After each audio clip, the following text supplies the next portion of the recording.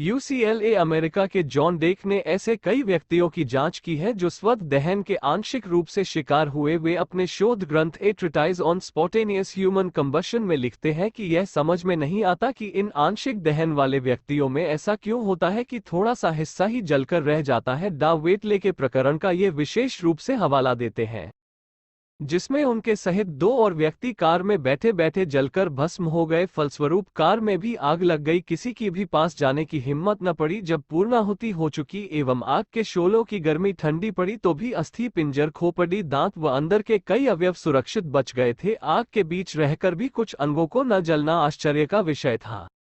वैज्ञानिकों का मत है कि मनुष्य शरीर में उसके भार का 65% लगभग 45 लीटर जल होता है। इसे वाष्पीभूत कर अवयवों को जलाने के लिए लगभग 5000 डिग्री फ़ारेनहाइट की अग्नि चाहिए। ये कहां से पैदा हो जाती है?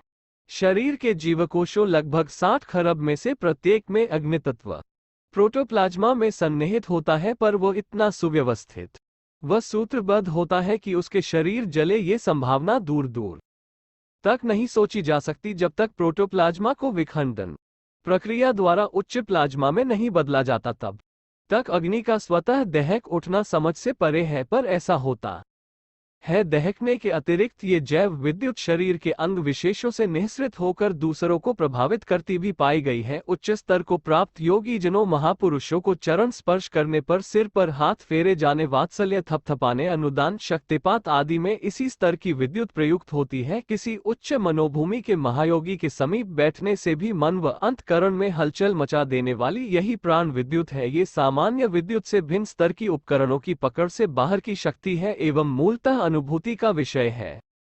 मात्र भावनात्मक माध्यम से इसे संप्रेषित किया जा सकता है। मनुष्य शरीर में स्थित प्राण विद्युत के इन आकस्मिक विस्फोटों के कारणों का और उन्हें रोक सकने के उपायों का पता तो वैज्ञानिक ही लगा सकते हैं, और वे लगा भी लेंगे, परंतु ऐसे विस्फोट तो विरल ही होते हैं। वे मानव जाति की उतनी बड़ी समस्या नहीं है जितनी कि भीतरी प्राणाग्नि के दुरुपयोग से उत्पन्न समस्याएं शरीर, मन, बुद्धि, अंत करण में क्रियाशील इस प्राणाग्नि के दुरुपयोग से व्यक्ति ऊपर चर्चित आकस्मिक विस्फोटों की तरह पूरे तौर पर भले ही न जले, किंतु भीतर ही भीतर वो दग्ध क्षत विक्षत होता रहता है। शरीर शक्ति का दुरुपयोग आहार विहार के नियमों की अवज्ञा, बहुमूल्य जीवनी शक्ति को काम विकार की नालियों में बहाना, ये प्राणाग्नि के वे दुरुपयोग हैं जिनसे व्यक्ति का बल छींचता और ओजस घटता है। कटुवचन, परनिंदा, असत्य कथन, वाग्घल वाणी द्वारा प्राणाग्नि को गलत ढंग से खर्च करने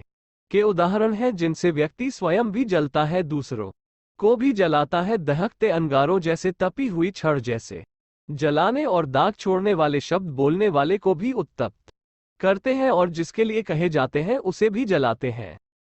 शरीर शक्ति का अवांछित उपयोग स्वयं का बल घटाता है और पास पड़ोस में भी विकृति विक्षोभ बढ़ाता है। बड़े पैमाने पर स्पष्ट दिखाई दे सकने वाली हानियां तो शरीर की आग से जल उठने की घटनाओं जैसी ही विरल होती हैं। भीषण दुष्परिणाम तो कभी कभी ही सामने आते हैं, किंतु प्राणविद्युत के असंतुलन से उसके लीक करने लगने से स्वयं को तथा संपर्क क्षेत्र के लोगों को तेज झटके लगने के वैसे उदाहरण नित्य ही देखे जा सकते हैं, जिनकी मन, बुद्धि, अंतःकरण में क्रियाशील प्राणविद्युत निरंतर लीक होती रहती है। ऐसे ढीले पोले व्यक्तित्वों की समाज में कमी नहीं भरमार ही दिखाई पड़ती है। उनके संपर्क में जो भी आता है वो उनके कटुवचनों, कुचालों, दुर्भावनाओं और दुर्व्यवहार के रूप में लीक हो रही प्राण विद्युत के झटकों से आहत हो जाता है।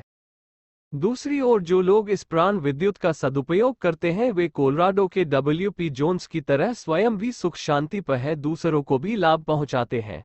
जोन्स अपनी इसी विद्युत क्षमता से धरती पर नंगे चलकर भूगर्भ की अनेक धातुओं के भंडार की सही सही जानकारी दे देते हैं। ऐसी क्षमताओं से संपन्न अनेक लोग आए दिन देखे जाते हैं और उनकी चारों ओर प्रसिद्धि फैलते देर नहीं लगती। उन्हें स्वयं भी इस परोपकार से प्रसन्नता होती है, दूसरों को भी वे उपयोगी एवं महत्वपूर्ण लगते हैं। आंतरिक क्षेत्र में क्रियाशील प्राण शक्ति के सदुपयोग से मिलने वाले लाभ तो और भी कई गुने अधिक हैं। साहस, शौर्य, बौद्धिक प्रखरता, सत्संकल्प और सक्रियता सही दिशाधारा में नियोजित किए जाने पर प्रगति, उत्कर्ष, सफलता, संतोष और शांति के शतमुखी अनुदानों की वर्षा करती है। शाखायन सूत्र में कहा गया है।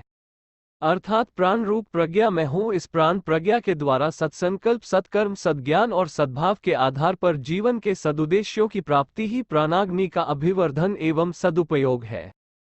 जीवन में उत्कृष्टताओं की उपलब्धि इसी जीवंत प्राण शक्ति द्वारा होती है।